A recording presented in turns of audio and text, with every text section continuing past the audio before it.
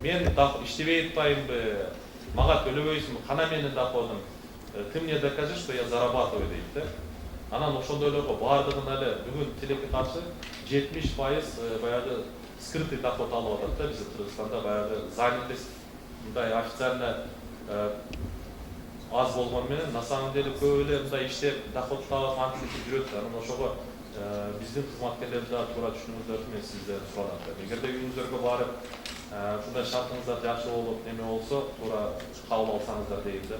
Анан мына ата энелердин доходу боюнча жаңы мыйзам боюнча азыр биз пенсияларды биз эске албайбыз. Ошол чоң атасынын чоң энесинин пенсиясын албайбыз. Бирок бирге жашап аткан болсо биздер, например, атасы, чоң атасы менен чоң энеси чогуу жашап, анан ошол бир үй бүлөдө жашап, короосунда бир 5-6 бодомал турса, бир 30-40 кою турса, анан сураса дагы мен туура түшүнүңүздөр. Бүгүн эми мамлекеттин мүмкүнчүлүгү келбей атат. Албетте сиздер айткандай баягы бөлүп коюп неме кылса туура болот эле, баягы баласы чын бөлүп койсо, атасыныкы өзүнчө, баласыныкы өзүнчө ошондо алып калат эле деген ойго да кошулса болот. Бирок бүгүн мамлекеттин мүмкүнчүлүгү буга келбей атат.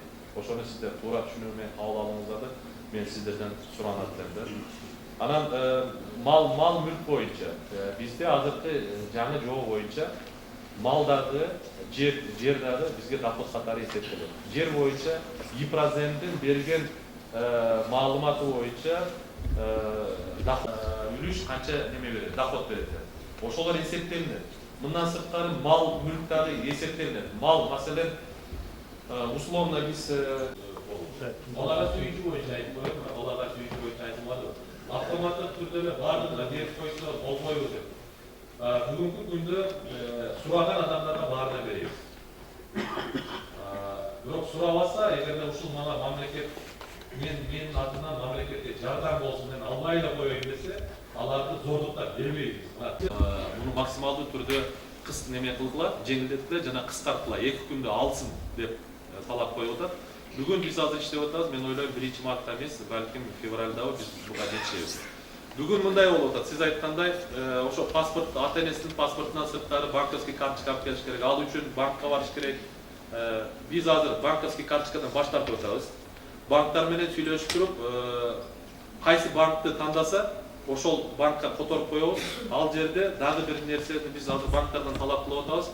1 ай, 2 айга чейин чозулуп кеткени, банктар конкреттүү бир филиалга байлап коюп атат да. Мына филиалдан. Маселен, Кыргызстан банк Бишкекте немеде Тоголокмолдо Дворец спорттун алдында центральный офис бар. Ошол жерден гана аласың деп байлап коюп. Ошондо ыңгайсыз. Азыр биз банктарга талап коюп атабыз.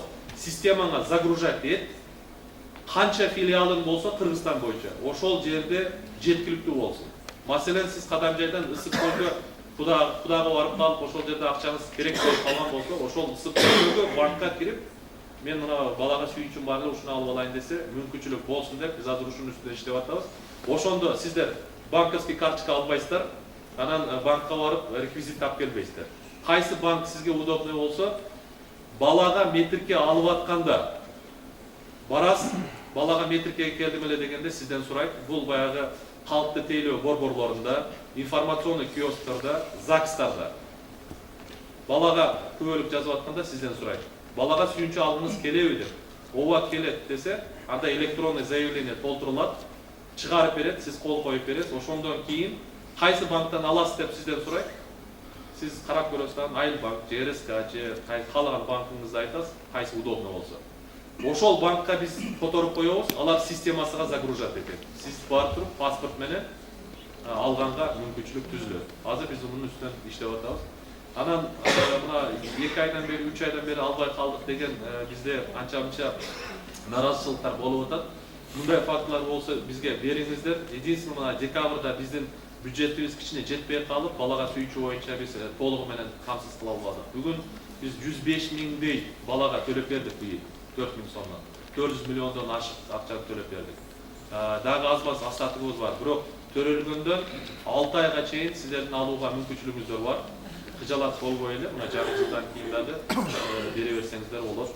Калганын биз жаңы жыл менен жаап беребиз. Мындан сырткары Mına köpçülük жерде айтылып жүрөт. Мына инвалидтер боюнча бетте инвалидтер келбептир. Бирок айыл башчылар, биздин кызматкерлер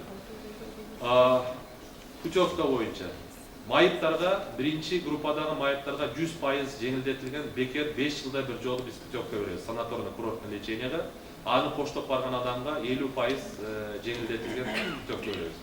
Экинчи группадагы майыптарга 50% жеңилдетилген, анан үчүнчү группадагыларга 30% менен беребиз. 5 жылда бир жолу берилет. Бирок мен азыр министрликке келсем, 8 жыл, 9 жыл, 10 жылга чейин албагандар бар экен. Анан кайрылбагандар такыр эле албайт экен. Өзүнүн укугун билбегендер бүгүн албайт экен. Ошондуктан биз азыр 30 миллионго тендер өткөзүп, 31 декабрь күнү 30 миллион сомдук дагы путевка алдык. Бул Мамакеев, Голубой Сыкуль, анан немеге, Воронцовкага. 2 жылга дагы биз алабыз. Кудай буйрса, 2 жыл менен 5 жылга чейин биз задолженностьты түшүрөбүз, кудай буйрса. Ошондон баштап биз азыр электрондук кезек түзөбүз.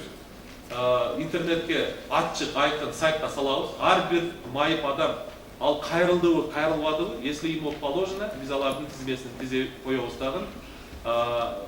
Биз мүмкүнчүлүк беребиз. Анан биздин кызматкерлер ошол суроо келгенде ошол майыпка барып айтыш керек. Ал балким укугуну билбейт. Сиздин мөөнөтүңүз келди, путевкабыз бар. Барасызбы? Бирок менин мүмкүнчүлүгүм жок дей турган болсам да, жазуу түрүндө отказ жазып берет.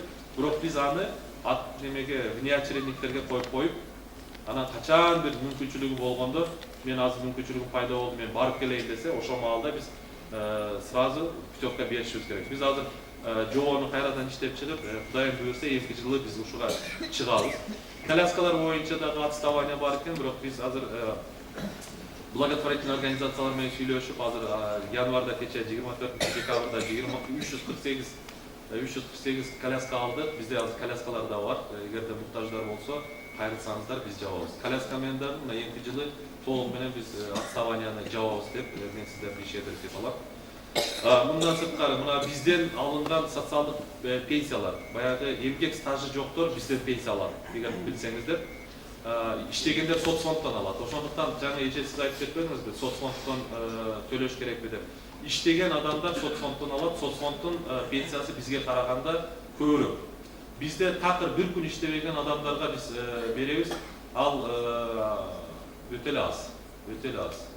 1000 сом, 1600, 2000 коэффициент алар булар кошулуп ушунча эле сумма болот да. Ошондуктан эгерде эмгек стажы болсо, анда соцфонддон кылганыңыздар оң деп ойлойм. Үлүшү бар болсо, ошо соцфонддон алганыңыздар көбүрөөк чыгат. Ошол БГТР аркылуу сиздерге. Ошо жердин немесин төлөш керек да. Ошону төлөп, бирок алсаңыздар сиздер утушта болосуздар. Себеби биздин пенсиябыз өтө эле аз. Кийин мындай алып көргөндө анан биз муну көтөрө албай атабыз. Себеби мындай болуп атат да. Иштеген адамдардан минимальный пенсиясынан ашпашыбыз керек болуп атат да. Ошондуктан биз азыр өзүбүздүн пенсиябызды көтөрө албай атабыз. Себеби иштеген адам иштебеген адамдан көбүрөөк алса, бул баягы адилетсиздик болот деп, ошого биз бул жактан бул пенсиябызды көтөрүүбүз өтө кыйын болот. Ошондуктан эгерде үлүшү бар болгон болсо, же эмгек стажы болгон болсо, соцфонддон оформлять эткениңиздер туура болот деп ойлойм. Кыскача айтып бүттүм, анан дагы суроолоруңуздар болсо айтсаңыздар болот. Ошо мен замигрена 5 баласы бар, 2 комната үйдө барды, ошо үйдү чоңойтоюн деп кетти да, сагеме. Ошо өзү жок экен деп токтотуп койду да. Өзү жок экен деп апасы бар да. Делегирование полномочий боюнча. Ушул боюнча сиздердин министрлик тарабынан кандай чечилет? 2010 жылдан бери ошо социалдык маселелер жергиликтүү бийликке жүктөлүп келген болсо, 10 жылда мыйзамдан мыйзам кабыл алынгандан бери бул делегированный полномочия кирип калды.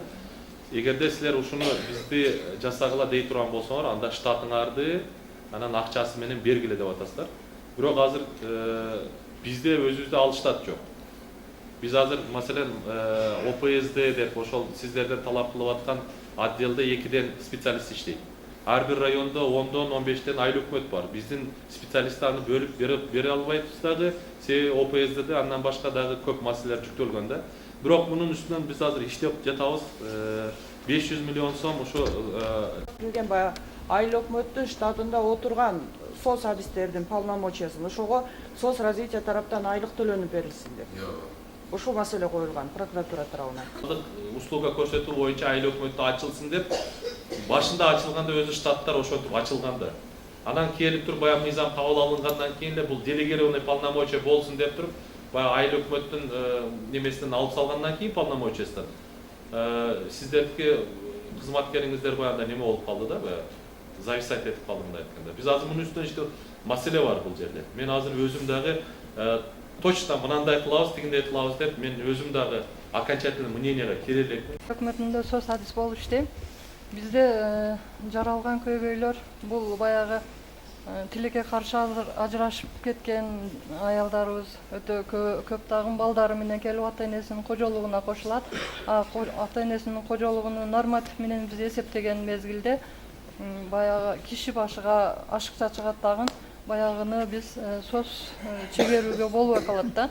Ушундай неме бизде ыңгайсыздыктар көп жаралып атат. Ошону чечип берсеңиздер, анан Россияда жүргөндөр мисалы бир семьяда 2 адам Россияда жүрсө, алардын кожолуктары бөлүнүш керек. Олар өзү үчүн иштейт экен дагы баягы ажырашып келген аялдарга эч кандай олордун доходу тийбейт экен. Бирок баягы кожолуктун ата-эненин доходу норматив менен эсептегенде ашыкча болуп калат экен да.